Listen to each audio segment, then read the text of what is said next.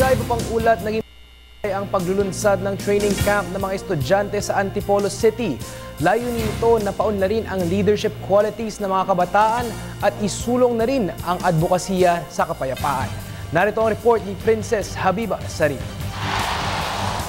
Masaya, makabuluhan at isang di malilimutang training youth camp ang isa sa mga mensaheng ibinahagi sa atin ng mga estudyante.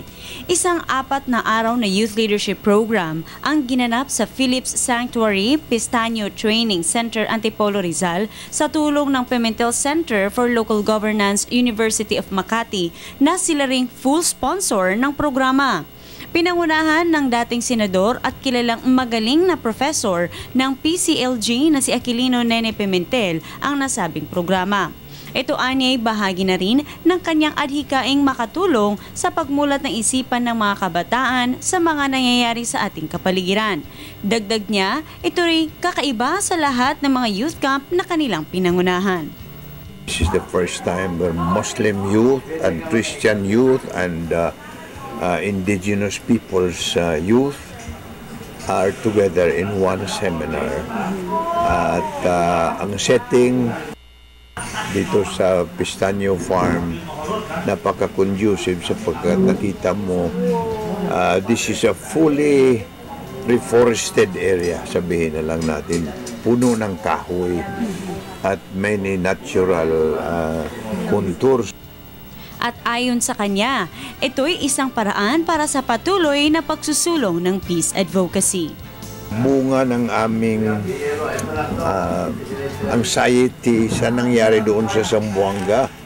Yung bang nilusob na lang bigla ang Zamboanga City, nagkaroon ng barilan, patayan doon. At sabi namin, paano ba ito?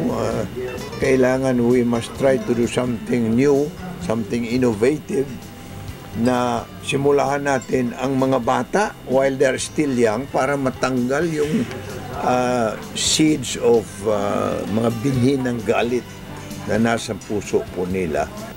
Katulong ng PCLG ang Pimentel Institute for Leadership and Governance, Mindanao State University, Asia American Initiative Incorporated, Youth Moro Professional Network at ang Philippine Society for Public Administration sa dinaraos na mga piling estudyanteng high school youth leaders mula sa iba't ibang panig ng Pilipinas ang nabiyayaan ng full sponsorship na makalahok sa kauna-unahang youth camp na isinagawa ng PCLG sa Pilipinas.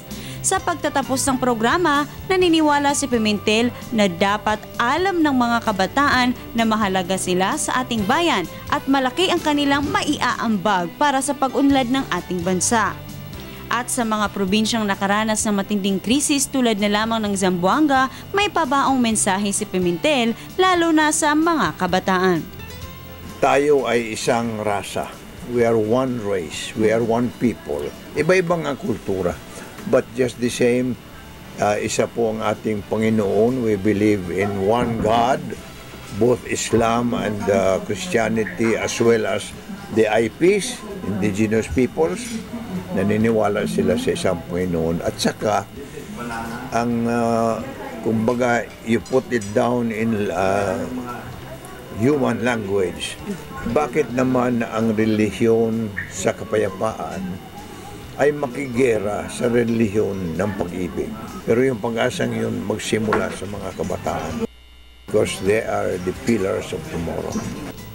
Para sa Telebisyon ng Bayan, Princess Habiba Sari.